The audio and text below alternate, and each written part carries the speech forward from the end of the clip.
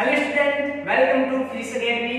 I give thanks all my student जिसने मुझे physics academy पर बहुत बहुत लाइक किया और अचानक से सब्सक्राइब किया चैनल को और सब्सक्राइब की संख्या में अचानक बढ़ती हुई। ओके, मैं आप सभी को थैंक्स देता हूं जो आप मेरे से जुड़े। तो कल अपन ने जो पिछला जो लेक्चर था उस लेक्चर में अपन ने स्टडी की थी किसी एक बिंदु आवेश के कारण विद्युत क्षेत्र की तीव्रता। एक आवेश हो तो उसके कारण विद्युत क्षेत्र की तीव्रता किसी बिंदु पर कैसे निकालते हैं, ये लेक्चर अपन ने कल पढ़ा था। आज अपन पढ़ रहे हैं आवेशों के निकाय के कारण विद्युत क्षेत्र की तीव्रता। बहुत सारे आवेश हो तो किसी बिंदु पर विद्युत क्षेत्र की तीव्रता कैसे निकाली जाती है। एक आवेश के कारण तो विद्युत क्षेत्र की तीव्रता अपन निकाल ली, जिसका मान था E = kq/r²। ओके, दूरी का मान जैसे जैसे बढ़ता है विद्युत क्षेत्र की तीव्रता घटती जाती है और आवेश का मान जैसे जैसे बढ़ता है विद्युत क्षेत्र की तीव्रता भी बढ़ती जाती है। ये अपन ने कल पढ़े थे। आज बहुत सारे चार्ज के कारण विद्युत क्षेत्र की तीव्रता पढ़ेंगे किसी बिंदु। तो देखिए टॉपिक है आवेशों के निकाय के कारण विद्युत क्षेत्र की तीव्रता। मैंने एक निर्देश तंत्र लिया और उस निर्देश तंत्र में मैंने आवेशों का एक समूह ले लिया। बहुत सारे चार्ज है Q1 Q2 Q3 Q4 Q1। इन सभी चार्जों के कारण मुझे एक बिंदु है P। इस बिंदु पर मुझे क्या निकालना है, विद्युत क्षेत्र की तीव्रता निकालनी है। तो मैं कैसे निकाल पाऊंगा ये अपन पढ़ेंगे। ये जो फर्स्ट आवेश है इसका पोजीशन वेक्टर r1 वेक्टर है, सेकंड का r2 वेक्टर है, n का rn वेक्टर है। ये एक P बिंदु है जहां पर टोटल विद्युत क्षेत्र की तीव्रता निकालनी है सभी आवेशों के कारण। जिस बिंदु पर विद्युत क्षेत्र की तीव्रता ज्ञात करनी होती है आपको पता है, वहां पर परीक्षण आवेश को लिया जाता है। तो यहां पर मैंने एक परीक्षण आवेश Q0 ले लिया। अब आपको पता है एक आवेश के कारण इस बिंदु पर अपन विद्युत क्षेत्र की तीव्रता निकाल सकते हैं। तो इसके कारण मैंने ले लिया E1 वेक्टर कि जो Q1 आवेश है उसके कारण एक बिंदु पर विद्युत क्षेत्र की तीव्रता E1 वेक्टर जो ऑलरेडी अपन निकाल चुके हैं एक आवेश के कारण। तो और इस Q2 आवेश के कारण भी इस पर P बिंदु पर विद्युत क्षेत्र की तीव्रता होगी, वो दे दिया मैंने E2 वेक्टर। और वैसे इस n के कारण भी क्या होगा, इस n के कारण भी इस P बिंदु पर विद्युत क्षेत्र की तीव्रता होगी जिसको मैंने दे दिया En वेक्टर। ओके स्टूडेंट, एक एक आवेश के कारण मैंने पहले विद्युत क्षेत्र की तीव्रता दे दी है। एक एक आवेश के कारण P बिंदु पर विद्युत क्षेत्र की तीव्रता जो जो है मैंने उसको दिखा दिया है, रिप्रेजेंट कर दिया है। अब मुझे इस P बिंदु पर टोटल विद्युत क्षेत्र की तीव्रता ज्ञात करनी है। तो इसके लिए अध्यारोपण का सिद्धांत दिया गया। जैसे टोटल कूलम्ब बल निकालने के लिए भी अध्यारोपण का सिद्धांत दिया गया, वैसे इसके लिए भी अध्यारोपण का सिद्धांत दिया गया। ओके, अध्यारोपण के सिद्धांत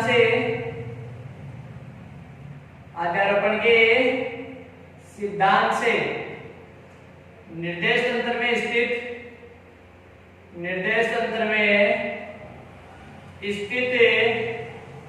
दो या दो से अधिक आवेशों के कारण किसी बिंदु पर परिणामी विद्युत क्षेत्र की तीव्रता क्या होगी,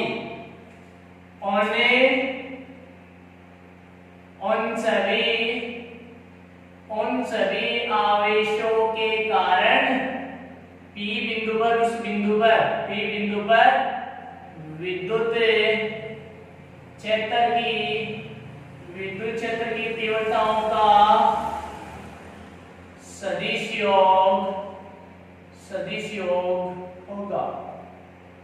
राइट, अध्यारोपण सिद्धांत देती है दो या दो से अधिक आवेशों के कारण एक बिंदु पर विद्युत क्षेत्र की तीव्रता परिणामी विद्युत क्षेत्र की तीव्रता बताने के लिए अध्यारोपण ने सिद्धांत दिया कि अध्यारोपण के सिद्धांत के अनुसार निर्देश तंत्र में स्थित दो या दो से अधिक आवेशों के कारण जो आपको किसी बिंदु पर परिणामी विद्युत क्षेत्र की तीव्रता ज्ञात करनी है, तो आप ऐसे कीजिए एक एक आवेश के कारण जो विद्युत क्षेत्र की तीव्रता है उन सभी का क्या कर दो, सदिश योग कर दो। तो E वेक्टर हो जाएगा E1 vector E2 vector E3 vector dash dash dash En vector. E vector क्या है, E वेक्टर आपका P बिंदु पर टोटल परिणामी तीव्रता और E1 E2 E3 क्या है, प्रथम आवेश के कारण, द्वितीय आवेश के कारण, तृतीय आवेश के कारण और n आवेश के कारण विद्युत क्षेत्र की तीव्रताओं का सदिश योग। ये आपका हो गया सिद्धांत का फॉर्मूला। ओके, इस डेरिवेशन को क्लियर करते हैं अपन आगे से आगे। अब तो देखिए, माना किसी निर्देश तंत्र में Q1 Q2 Q3 dash dash क्या है, Q1 आवेश स्थित है। बहुत सारे ले सकते हैं, डैश कर दिया आपने, यहां ले लिया 1 2 लाइन दिखा दिया मैंने, 1 2 3 लाइन में दिखा सकते हो। माना किसी निर्देश तंत्र में Q1 Q2 Q3 Q1 आवेश स्थिति है, जिनके कारण P पर विद्युत क्षेत्र की तीव्रता क्रमशः क्या है, E1 वेक्टर, E2 वेक्टर व E3 vector dash dash dash En vector है। ओके, तो आपको तो P पर क्या निकालना है, P पर परिणामी विद्युत क्षेत्र की तीव्रता, P पर परिणामी विद्युत क्षेत्र की तीव्रता निकालनी है। परिणामी विद्युत क्षेत्र की तीव्रता आपको ज्ञात करनी है, P पर परिणामी विद्युत क्षेत्र की तीव्रता। मैंने आपको बता दिया कि जिस बिंदु पर आपको विद्युत क्षेत्र की तीव्रता ज्ञात करनी है वहां पर परीक्षण आवेश की कल्पना की जाती है। ओके, तभी तो उनका वो आपको पता है इलेक्ट्रिक फील्ड निकालने के लिए यदि परीक्षण आवेश रखेंगे तभी तो बल लगेगा। और विद्युत क्षेत्र की तीव्रता आपको पता है क्या होती है, किसी आवेश के विद्युत क्षेत्र में रखे गए किसी आवेश पर लगने वाला बल व उस परीक्षण आवेश के अनुपात को विद्युत क्षेत्र की तीव्रता कहते हैं। तो जहां विद्युत क्षेत्र की तीव्रता ज्ञात करनी है, हमेशा याद रखना जिस बिंदु पर आपको विद्युत क्षेत्र की तीव्रता ज्ञात करनी है उस बिंदु पर हमेशा एक परीक्षण आवेश को रखा जाता है। तो P बिंदु पर परिणामी विद्युत क्षेत्र की तीव्रता निकालनी है, P बिंदु पर परीक्षण आवेश रखा गया है, तो अध्यारोपण के सिद्धांत से क्या हो जाएगा, अध्यारोपण के सिद्धांत से क्या हो जाएगा, E = E1 vector, E2 vector, E3 vector dash dash dash En vector. Okay, we know that किसी एक बिंदुवत आवेश के कारण विद्युत क्षेत्र की तीव्रता क्या होती है, किसी एक बिंदुवत आवेश के कारण विद्युत क्षेत्र की तीव्रता, किसी एक बिंदुवत आवेश के कारण विद्युत क्षेत्र की तीव्रता क्या होती है बताइए, आपको पता होगा E = kq/r²। वेक्टर लगाया जाता है तो उसकी डायरेक्शन भी आती है कि विद्युत क्षेत्र की तीव्रता किधर है, r की दिशा में है या फिर किधर है। तो बताइए E वेक्टर बताइए E1 क्या हो जाएगा, E1 क्या हो जाएगा, E1 क्या है, पहले आवेश के कारण आप अध्यारोपण भूल जाओ, आप आवेशों पर निकाय तो भूल जाओ, आप तो ये बताइए ये एक आवेश है और इस एक आवेश के कारण आपको P बिंदु पर क्या निकालना है, विद्युत क्षेत्र की तीव्रता निकालनी है।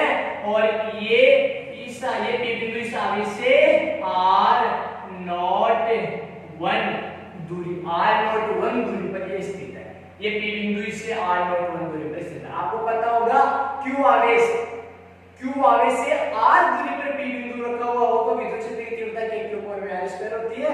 तो वैसे Q1 आवेश है और r01 दूरी पर, r01 इसलिए लिया क्योंकि Q0 है, दोनों की बीच की दूरी r01 ले ली, r01 दूरी पर P बिंदु है जहां पर विद्युत क्षेत्र की तीव्रता क्या हो जाएगी बताइए, kq1 बीच की दूरी का स्क्वायर, kq/r² होता है ना, तो r01 का स्क्वायर वेक्टर बताइए दिशा किधर है, जिधर दूरी है वही डायरेक्शन है, जैसे दूरी के अकॉर्डिंग लग रहा था, जैसे r01 है तो r01 का k प्लस दूसरे आवेश के कारण kq2 इसको ले लिया r02 का k, ये जो दूरी ली मैंने दूसरे आवेश के कारण इस P बिंदु की जो दूरी है वो है r02, तो r02 का square r02 k plus third के कारण क्या आ गया kq3 r03 का स्क्वायर r03 का k plus plus plus plus kqn r0n का k r0n का स्क्वायर।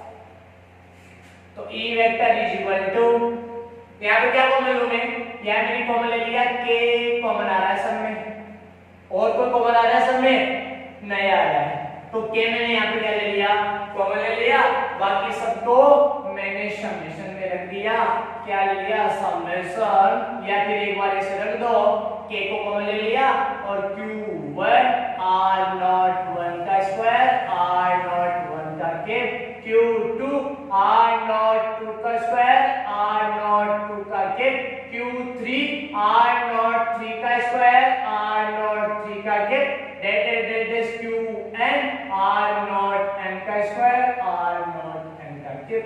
तो E is equal to k का k और समेशन i बराबर 1 से n q i r naught sum में चल रहा है r नोट i का k and r naught sum में है 1 2 3 i का स्क्वायर। ये आपके पास टोटल विद्युत क्षेत्र की तीव्रता आ जाएगी। आवेशों के निकाय के कारण विद्युत क्षेत्र की तीव्रता आ जाएगी। यहाँ पे मैंने आवेश कितने लिए हैं 1 से n, बहुत सारे n आवेश है जिनके कारण विद्युत क्षेत्र की तीव्रता मैंने ले ली है। इसको मैं ऐसे भी शो कर सकता हूँ 1/4 पाई एप्सिलॉन नॉट, k का मान 1/4 पाई एप्सिलॉन नॉट होता है और समेशन i बराबर 1 से n q i r not i का k और r नॉट i का स्क्वायर। तो बताइए फॉर्मूला, ये फॉर्मूला किसका है?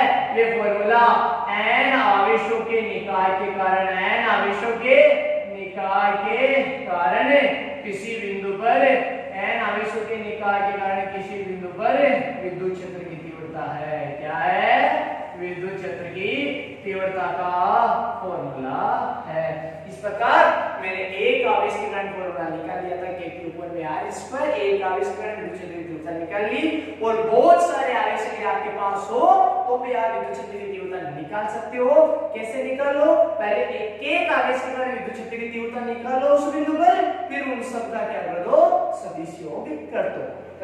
ये था अध्यारोपण का आवेशों के निकाय के कारण विद्युत क्षेत्र की तीव्रता अध्यारोपण के सिद्धांत के द्वारा। Okay right. और यहाँ पोजीशन वेक्टर की डायरेक्शन है दी, डायरेक्शन जरूर लगाना। पोजीशन वेक्टर क्या होता है? ऐसा वेक्टर होता है जो स्थिति को बताता है, किसी वस्तु की स्थिति को बताता है, मूल बिंदु से उसकी डायरेक्शन नहीं जाती है तो स्थिति सदिश को जरूर बताया जाता है। ठीक है, टेक ए स्क्रीनशॉट ताकि अपन नेक्स्ट टॉपिक पढ़ सके।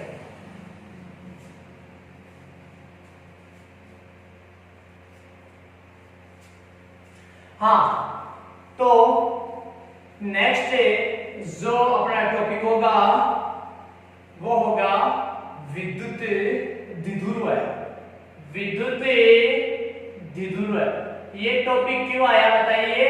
क्योंकि मेरे माइंड में ये आया कि मैंने एक आवेश के कारण विद्युत क्षेत्र की तीव्रता निकाली, मैंने दो या दो से अधिक आवेशों के कारण विद्युत क्षेत्र की तीव्रता निकाली।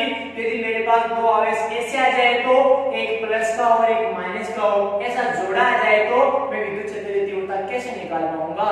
तो इस जोड़े को पहले से जोड़े को डेफिनाइट किया गया कि ये जोड़ा क्या है, उसको डिफाइन किया गया कि जोड़ा किसके एक प्लस और एक माइनस को किसे कहते क्या है, फिर अपन विद्युत क्षेत्र की तीव्रता निकालेंगे इस जोड़े के कारण। तो इस जोड़े को कहते हैं विद्युत द्विध्रुव। तो बताइए विद्युत द्विध्रुव क्या होता है? दो समान परिमाण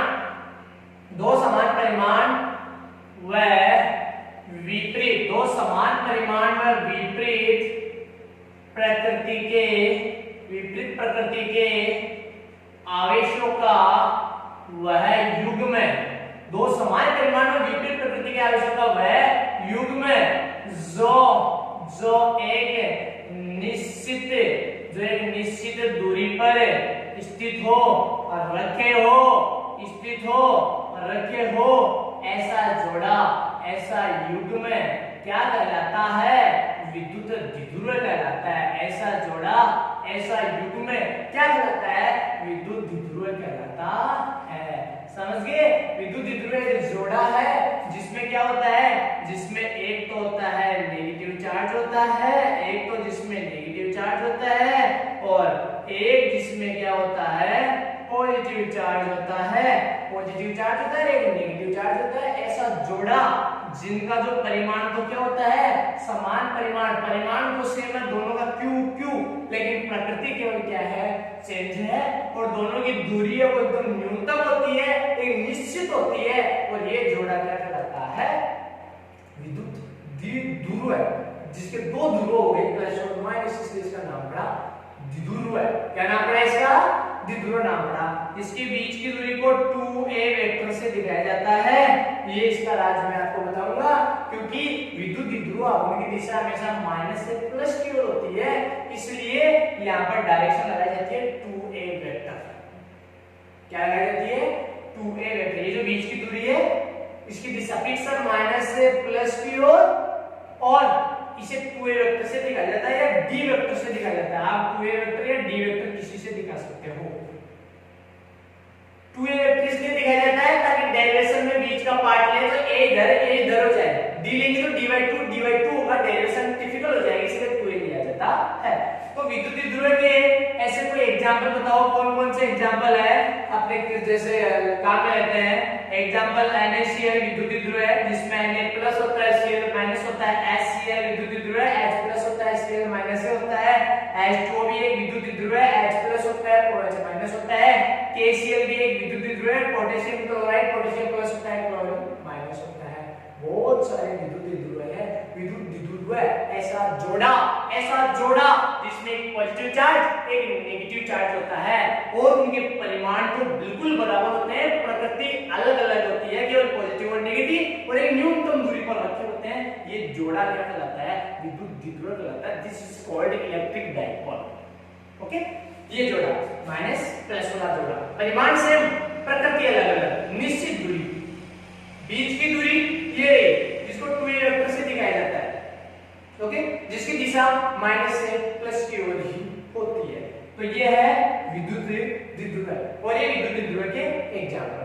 तो एक टॉपिक और आता है इसके साथ मैं बता देता हूं, जिसका नाम है विद्युत द्विध्रुव आघूर्ण। विद्युत द्विध्रुव आघूर्ण क्या है बताइए? विद्युत द्विध्रुव आघूर्ण जिसे p वेक्टर से प्रदर्शित किया जाता है। विद्युत द्विध्रुव आघूर्ण क्या है? जिसे p वेक्टर से प्रदर्शित किया जाता है। तो विद्युत द्विध्रुव आघूर्ण देखिए क्या है? विद्युत द्विध्रुव है ना जो जोड़ा है, उसमें से किसी एक आवेश का तो क्या ले लो? परिमाण ले लो। दो आवेश है जिसमें से किसी एक आवेश का परिमाण ले लो, और दोनों आवेशों के मध्य की दूरी के जो गुणनफल होता है, क्या बोला मैंने? विद्युत द्विध्रुव में दोनों आवेशों में से किसी एक आवेश का परिमाण ले लो, क्योंकि परिमाण बराबर है। विद्युत द्विध्रुव के किसी एक आवेश का परिमाण वह दोनों आवेशों के मध्य की दूरी के गुणनफल को विद्युत द्विध्रुव आघूर्ण कहते हैं। तो बताइए विद्युत द्विध्रुव आघूर्ण क्या है? विद्युत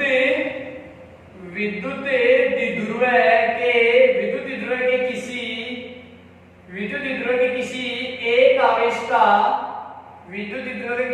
आवेश का परिमाण वह आवेशों के मध्य की वह एक आवेश का परिमाण ले लो, वह आवेशों के मध्य की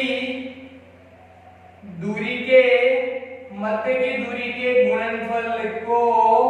गुणनफल को क्या कहते हैं बताइए? गुणनफल को विद्युत द्विध्रुव आघूर्ण कहते हैं। गुणनफल को विद्युत द्विध्रुव आघूर्ण कहते हैं, विद्युत द्विध्रुव आघूर्ण कहते हैं। राइट, इसे p वेक्टर से प्रदर्शित करते हैं, इसे p वेक्टर से प्रदर्शित करते हैं। किससे प्रदर्शित करते हैं? इसे p वेक्टर से प्रदर्शित करते हैं। बताइए विद्युत द्विध्रुव आघूर्ण क्या होगा? ये जैसे मान लो ये नेगेटिव चार्ज है और ये पॉजिटिव चार्ज है, दोनों के बीच की दूरी d वेक्टर है या फिर 2a वेक्टर है, तो बताइए क्या हो जाएगा? विद्युत द्विध्रुव आघूर्ण क्या हो जाएगा? p vector is equal to परिमाण, दोनों में से परिमाण दोनों का q है, इसका भी q है, इसका भी q है, और बीच की दूरी क्या है? d वेक्टर लो। वेक्टर जरूर लगाना, या तो d वेक्टर ले लो या फिर क्या ले लिया मैंने? q2a वेक्टर भी ले सकते हैं। ये विद्युत द्विध्रुव आघूर्ण है। तो विद्युत द्विध्रुव आघूर्ण कौन सी राशि है? विद्युत द्विध्रुव आघूर्ण एक सदिश राशि है। विद्युत द्विध्रुव आघूर्ण कौन सी राशि है? एक सदिश राशि है। विद्युत द्विध्रुव आघूर्ण एक सदिश राशि है। सदिश हो तो दिशा भी बताइए, सदिश हो तो दिशा भी बताइए, जिसकी दिशा ऋणात्मक आवेश से धनात्मक आवेश की ओर होती है, जिसकी दिशा ऋणात्मक आवेश से धनात्मक आवेश की ओर होती है। ये विद्युत द्विध्रुव आघूर्ण है, ये विद्युत द्विध्रुव आघूर्ण का फॉर्मूला है। ध्रुव आघूर्ण क्या है? विद्युत ध्रुव क्या है? विद्युत ध्रुव आवेश, दो आवेशों का ऐसा युग्म है, जिन दो आवेशों का विद्युत ध्रुव जोड़ा है, जिसमें जो आवेशों का परिमाण तो होता है समान, प्रकृति होती है अलग अलग, एक प्लस का एक माइनस। ये जोड़ा द्विध्रुव है। विद्युत ध्रुव आघूर्ण क्या है? विद्युत ध्रुव आघूर्ण में वो जो जोड़ा था, उस जोड़े में से एक चार्ज का तो मैग्नीट्यूड उठा लो आप और दोनों आवेशों के बीच की दूरी के गुणनफल कर दो, विद्युत ध्रुव आघूर्ण हो जाएगा। विद्युत ध्रुव आघूर्ण एक सदिश राशि जिसकी दिशा हमेशा नेगेटिव टू पॉजिटिव की ओर होती है। इस विद्युत ध्रुव आघूर्ण का जो मात्रक होता है, ये जो विद्युत ध्रुव आघूर्ण है, इस विद्युत ध्रुव आघूर्ण का जो मात्रक होता है, वो मात्रक क्या होता है? हमेशा मात्रक हमेशा सूत्र से बनता है। ओके, तो सूत्र क्या है? कूलाम दूरी, कूलाम का कूलाम, आवेश का कूलाम, ये दूरी का मीटर, तो क्या हो गया? Coulomb into metre. मात्रक क्या हो गया? Coulomb into metre. ये एमकेएस मात्रक है। कौन सा मात्रक है? कूलाम इनटू मीटर कौन सा मात्रक है? एमकेएस मात्रक है। कूलाम इनटू मीटर कौन सा मात्रक है? एमकेएस मात्रक है। और इसका जो एसआई मात्रक है, वो एसआई मात्रक है डी बाई, एसआई मात्रक है वो है डी बाई। ओके राइट, एक debye is equal to होता है, एक debye is equal to होता है 3.3 into 10 की power -30 coulomb into metre. Coulomb into metre होता है वो एमकेएस मात्रक है, इसको और डी बाई होता है वो एसआई मात्रक है। कूलाम इनटू मीटर को यदि आप सीजीएस में दिखाना चाहो, सीजीएस मात्रक बताना चाहो तो सीजीएस मात्रक हो जाएगा आपका, कूलाम का तो हो जाएगा स्टेट कूलाम एंड मीटर का हो जाएगा सेंटीमीटर हो जाएगा। ये सीजीएस मात्रक हो गया, डीवाई एसआई मात्रक हो गया। एक डीवाई इज इक्वल टू 3.3 तो 10 की पावर -30 कूलाम मीटर होता है। ये हो गया एमकेएस मात्रक हो गया, और ये आपकी परिभाषा हो गई विद्युत ध्रुव आघूर्ण की डायरेक्शन आ गई नेगेटिव से पॉजिटिव की ओर, तो सूत्र मात्रक। और यदि आप विमा भी लिखना चाहो तो विमा भी लिख सकते हो आप, विमा लिखना चाहो तो विमा भी लिख सकते हो। विमा क्या हो जाएगी बताइए? सीधी सी बात है, आवेश की विमा होती है a1 t1 और बीच की दूरी की होती है l1, तो क्या आ गया? l1 a1 t1, l1 a1 t1, आवेश की a1 t1 होती है, बीच की दूरी की l होती है, l1 a1 t1 क्या हो जाएगी? विद्युत ध्रुव आघूर्ण की विमा हो जाएगी। ओके, अब अपन ने इसको पढ़ लिया, विद्युत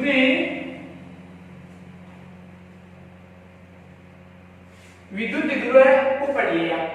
अब मैंने विद्युत ध्रुव को क्यों पढ़ा था आपको पता है? मुझे आवेश इस जोड़े के कारण मुझे विद्युत क्षेत्र की तीव्रता निकालनी थी, तो मेरी हेडिंग क्या आ जाएगी?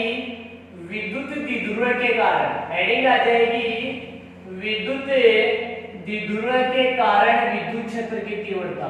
विद्युत क्षेत्र की तीव्रता किसके कारण है? विद्युत ध्रुव के कारण विद्युत क्षेत्र की तीव्रता किसके कारण है? विद्युत ध्रुव के कारण मुझे क्या निकालना है? विद्युत क्षेत्र की तीव्रता निकालना है। तो विद्युत ध्रुव के कारण विद्युत क्षेत्र की तीव्रता है ना, दो स्थितियों में होती है। एक स्थिति तो है अक्षीय स्थिति, एक तो कौन सी है? अक्षीय स्थिति है। एक कौन सी है? निरक्षीय स्थिति है। अक्षीय स्थिति, निरक्षीय स्थिति, क्योंकि विद्युत ध्रुव की दो स्थितियां बनती है, एक तो अक्ष बनती है, एक निरक्ष बनती है। तो आपको कहां निकालना है? तो सबसे पहले मैं पढ़ूंगा कि अक्षीय स्थिति पर विद्युत क्षेत्र की तीव्रता निकालना है मुझे। कहां निकालना है? अक्षीय स्थिति पर विद्युत क्षेत्र की तीव्रता। अक्षीय स्थिति पर विद्युत क्षेत्र की तीव्रता निकालनी है मुझे विद्युत ध्रुव के कारण। विद्युत ध्रुव के कारण मुझे अक्षीय स्थिति पर विद्युत क्षेत्र की तीव्रता निकालनी है, मुझे ज्ञात करनी है कि कितनी होगी।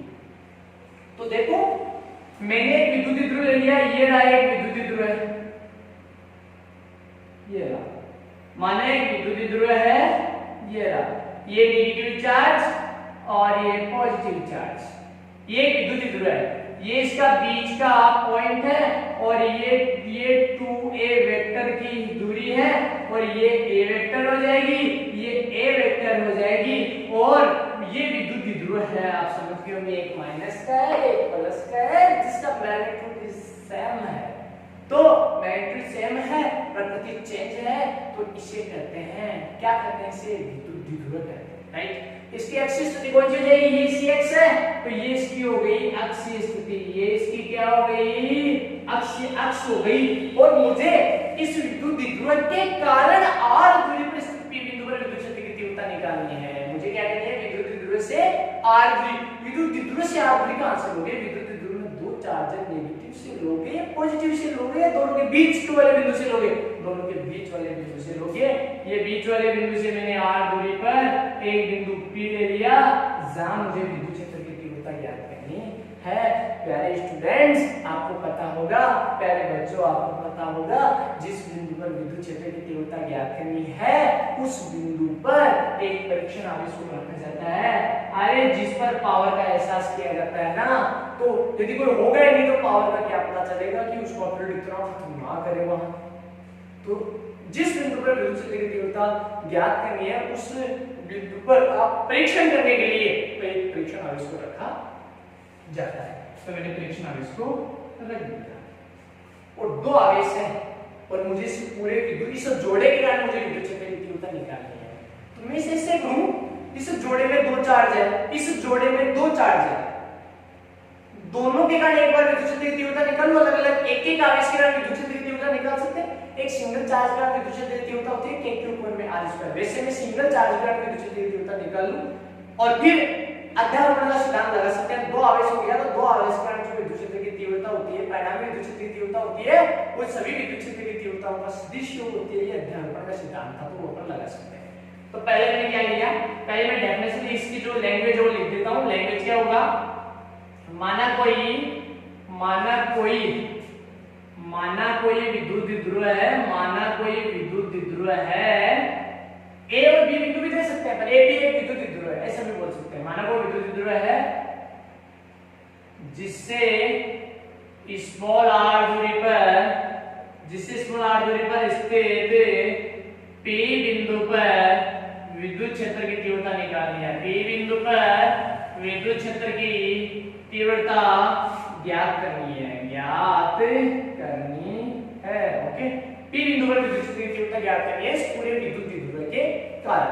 तो पहले मैं एक सिंगल चार्ज ले लेता हूं। कौन सा लिया, पहले मैंने -q ले लिया तो -q आवेश के कारण, -q आवेश के कारण p पर विद्युत क्षेत्र की तीव्रता, -q आवेश के कारण p पर विद्युत क्षेत्र की तीव्रता, -q आवेश के कारण p पर विद्युत क्षेत्र की तीव्रता क्या हो जाएगी बताइए। तो एक आवेश के कारण विद्युत क्षेत्र की तीव्रता आपको पता है, इस -q आवेश के कारण विद्युत क्षेत्र की तीव्रता ये रहा -q और इस p बिंदु पर मुझे विद्युत क्षेत्र की तीव्रता निकालनी है। तो क्या के ऊपर में r स्क्वायर दूरी आती है, तो पहले तो इस p बिंदु इसकी दूरी निकालो। दूरी देखो कितनी है, ये दूरी तो है, टोटल दूरी कितनी है, ये तो है, ये देखो आप ये कितनी है, यहां से लेकर यहां तक कितनी है r, ये तो रही r और ये और जोड़ दो तो दूरी कितनी होगी r प्लस a। कितनी होगी r प्लस a। तो बताइए विद्युत क्षेत्र की तीव्रता क्या हो जाएगी, इसको मैंने E1 दे दिया, क्या दे दिया मैंने इसे E1 दे दिया। E1 बराबर क्या हो जाएगा KQ, Q मैग्नीट्यूड परिमाण ही आता है, -q थोड़ी आएगा, परिमाण ही आता है KQ अपॉन में r स्क्वायर। दूरी कितनी है, इस p बिंदु की इस -r की दूरी कितनी है, ये तो है r, ये a, r प्लस a का होल स्क्वायर। अब डायरेक्शन बताओ आप, ये किधर है, विद्युत क्षेत्र की दिशा किधर है ये। तो देखिए आप विद्युत द्विध्रुव आघूर्ण की दिशा ले ली मैंने यहाँ मैंने विद्युत द्विध्रुव आघूर्ण, विद्युत द्विध्रुव आघूर्ण की दिशा को मैंने यहाँ से यहाँ p कैप से प्रदर्शित कर दिया। मतलब माइनस से प्लस की ओर जो दिशा है मैंने उसको p कैप दे दिया कि माइनस से प्लस की ओर जो भी डायरेक्शन हो वो p कैप है, ओके। तो अब बताओ आप यहाँ विद्युत क्षेत्र की दिशा किधर होगी, ये तो यहाँ परीक्षण आवेश तो हमेशा पॉजिटिव चार्ज होता है, परीक्षण आवेश से एक धनात्मक चार्ज होता है, ये कौन सा चार्ज है, नेगेटिव चार्ज है, ओके। तो ये नेगेटिव चार्ज है और ये क्या है, पॉजिटिव चार्ज है। तो जो विद्युत बल रेखा होती है, जो विद्युत क्षेत्र की दिशा होती है वो क्या होती है, धनात्मक से ऋणात्मक की ओर। विद्युत बल रेखा है या विद्युत क्षेत्र की दिशा कहां से किधर से किधर, धनात्मक से ऋणात्मक, ये ऋणात्मक है या धनात्मक, धनात्मक से ऋणात्मक की ओर ऐसी होगी विद्युत क्षेत्र की दिशा, ऐसी होगी। जबकि p के ऐसे था माइनस से प्लस की ओर तो क्या था, p के था जबकि आपकी दिशा तो पी कैप के उल्टी है, तो मैंने क्या कर दिया, मैंने डायरेक्शन लगा दी कि माइनस पी कैप शो कर दिया, माइनस पी कैप की पी के विपरीत है विद्युत क्षेत्र की दिशा। इसको मैंने दे दिया समीकरण 1। नेक्स्ट किसके कारण, प्लस क्यू आवेश के कारण, प्लस क्यू आवेश के कारण पी पर विद्युत क्षेत्र की तीव्रता, पी पर विद्युत क्षेत्र की तीव्रता किसके कारण, प्लस क्यू आवेश के कारण हमें निकालेंगे। ठीक है, तो एक बार जल्दी से इसका स्क्रीनशॉट ले लो ताकि मैं इसे मिटा दूं। हाँ देखो, ले ले स्क्रीनशॉट। हाँ तो देखो अपने पास प्लस क्यू आवेश के कारण है, प्लस क्यू आवेश के कारण क्या कर रहे हैं, विद्युत क्षेत्र की तीव्रता निकाल रहे हैं। तो प्लस क्यू आवेश के कारण विद्युत क्षेत्र की तीव्रता क्या हो जाएगी, इसको मैंने E2 से प्रदर्शित कर दिया, k q अपॉन में r स्क्वायर, दूरी कितनी है प्लस क्यू आवेश के कारण, ये रहा प्लस क्यू, ये रहा p बिंदु, ये दूरी चाहिए, तो आप इसे करो, ये टोटल कितनी है, ये यहां से लेकर यहां तक कितनी है, r है क्या, इस r में से इसको हटा दो, r में से इसको हटा दो, इधर वाली को r माइनस a, तो r माइनस a का होल स्क्वायर, और डायरेक्शन बताइए इस इलेक्ट्रिक फील्ड की डायरेक्शन क्या है। तो ये q पॉजिटिव चार्ज है, ये q नॉट भी पॉजिटिव चार्ज है, ये ज्यादा प्रबल पॉजिटिव चार्ज है, ये थोड़ा दुर्बल पॉजिटिव चार्ज है। ओके, तो ये इस धक्का लगाएगा, विद्युत क्षेत्र की दिशा ज्यादा धनात्मक से कम धनात्मक की ओर, तो ऐसे है विद्युत क्षेत्र की दिशा, आपकी बार प्लस वाले के कारण विद्युत क्षेत्र की दिशा ऐसे है, और ऐसे क्या था, पी कैप था, तो मैंने क्या लगा दिया, पी कैप लगा दिया, और इसको मैंने समीकरण 2 दे दिया। और अब मुझे क्या निकालना है, मुझे तो विद्युत द्विध्रुव के कारण, विद्युत द्विध्रुव के कारण पी पर परिणामी विद्युत क्षेत्र की तीव्रता निकालनी है। अभी तो एक एक आवेश के कारण निकाला, एक एक आवेश के कारण तो अपन निकाल नहीं था, पहले निकाल लिया था, अपन को विद्युत द्विध्रुव के कारण निकालना है। तो विद्युत द्विध्रुव के कारण पी पर परिणामी विद्युत क्षेत्र की तीव्रता अध्यारोपण के सिद्धांत से, कौन से सिद्धांत से, अध्यारोपण के सिद्धांत से, अध्यारोपण ने बताया था क्या करना आपको, कि क्या कर दो आप, सदिशियों कर दो, तो E vector is equal to E1 vector plus क्या हो जाएगा, E2 वेक्टर हो जाएगा। तो E vector is equal to E1 का मान कितना आया था आपके पास, KQ, और कितना आया था R प्लस A का होल स्क्वायर, और कितना आया था माइनस PK, प्लस E2 कितना आया था KQ R माइनस A का whole square PK। E vector is equal to, जो कॉमन आ रहा है वो कॉमन ले लो, KQ कॉमन आ रहा है, KQ कॉमन ले लिया, ठीक है, और 1/r प्लस A का होल स्क्वायर प्लस, देखो ये PK पर ये माइनस इधर, इसका इधर ले लो माइनस के, ऐसे ले सकते हैं ये माइनस PK पर, PK पे रहने दो, ये माइनस यहां लगा दो, कोई प्रॉब्लम नहीं है। मैं PK कॉमन लूंगा, PK कॉमन होगा तो पहले प्लस वाला पद ले लो एक बार, KQ R माइनस A का होल स्क्वायर, ये प्लस वाला है, और ये क्या रहेगा माइनस वाला, KQ तो ले लिया, 1/r प्लस A का होल स्क्वायर, और ये आ गया PK भी कॉमन आ गया। देखो PK, इसको PK पे रख लिया, माइनस यहां ले लिया, PK कॉमन आ गया, KQ कॉमन आ गया, तो प्लस वाला पद 1/r माइनस A का होल स्क्वायर, माइनस वाला पद 1/r प्लस A का होल स्क्वायर बच गया। Next calculation, E vector is equal to KQ, और मैंने क्या किया, मैंने R माइनस A का होल स्क्वायर और R प्लस A का होल स्क्वायर को क्या ले लिया, मैंने एलसीएम ले लिया, R माइनस A का होल स्क्वायर और R प्लस A का होल स्क्वायर, तो ऊपर तो क्या जाएगा, R प्लस A का होल स्क्वायर माइनस इधर आ जाएगा R माइनस A का होल स्क्वायर, और ये आ जाएगा E कैप। नेक्स्ट इसका स्क्रीनशॉट ले लीजिएगा, आप ले लिया होगा आपने स्क्रीनशॉट। आप जैसे अगर कोई बोर्ड चल रहा है और उस पर लिखा हुआ ऑलरेडी, तो आप स्क्रीनशॉट ले लिया करो उसका। नेक्स्ट स्टेप आ गई, E vector is equal to KQ, और ये अपने पास एलसीएम आ गया R माइनस A का whole square, R plus A का होल स्क्वायर, हाँ इसको बोल दो r प्लस ए का होल स्क्वायर, बोलो r square plus A square plus 2ra, ठीक है, माइनस बाहर और इसका भी बोल दो स्क्वायर, तो क्या हो जाएगा r square plus A square minus 2ra और ये आ गया आपका pk।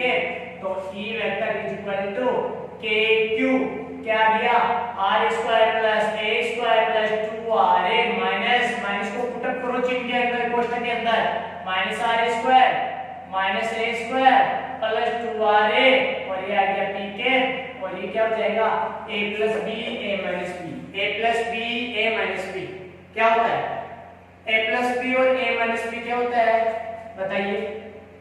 ये देखिए आप दिखाई दे रहा होगा आपको a plus b a minus b, a square minus b square क्या होगा, क्या होगा a square minus b square. अब आप जो स्क्वायर है वो स्क्वायर आप लगा दो, ये मैंने क्या लगा दिया स्क्वायर लगा दिया, ठीक है समझ गए। ये रूप देखिए r माइनस a का whole square r plus a का होल स्क्वायर, होल स्क्वायर है एक बार आप भूल जाओ, r माइनस a और r प्लस a दोनों के होल स्क्वायर है, तो r माइनस a और r प्लस a क्या होता है r square minus a square minus b square और अब अपने क्या लगा दिया होल स्क्वायर लगा दिया। तो e vector is equal to क्या आ गया kq, हां r स्क्वायर से r square cancel, a square से a स्क्वायर कैंसिल, 2ra क्या हो गया 4ra, 2ra 4ra, ये pk आ गया, ये आ गया r square minus a square का स्क्वायर। ओके तो देखिए आपको पता है यहां पर है ना r का मान a से बहुत ही ज्यादा है, क्योंकि a 2a पर चर्चा करते हैं, 2a क्या थी बीच की दूरी थी, 2a क्या थी ये रहा विद्युत ध्रुव है और 2a क्या थी विद्युत ध्रुव के बीच की दूरी, और विद्युत ध्रुव के बीच की दूरी का मान तो बहुत ही कम होता है, अल्प होता है, तो सोचो 2a अल्प है तो a तो कितना होगा बहुत अल्प होगा, तो किसी बड़ी राशि में से छोटी सी राशि को घटाया जाए, बड़ी राशि में छोटी सी राशि को जोड़ा जाए तो उसे नगण्य ले लिया जाता है। वैसे ही r स्क्वायर, अब a स्क्वायर r स्क्वायर में से a स्क्वायर घटा रहे हैं तो r का मान से बहुत ज्यादा है, तो अपन क्या करेंगे इस a को नगण्य मान लेंगे और kq 4ra और अपन इसको a स्क्वायर को नगण्य मानेंगे, r स्क्वायर का स्क्वायर क्या हो गया r4 हो गया और ये pk आ गया। e vector is equal to kq r एक r कट जाएगा और 4a आ गया और बट्टे में आ गया एक r कट गया तो r क्यूब आ गया और ये p कैप आ गया, क्या आ गया p कैप आ गया, ठीक है।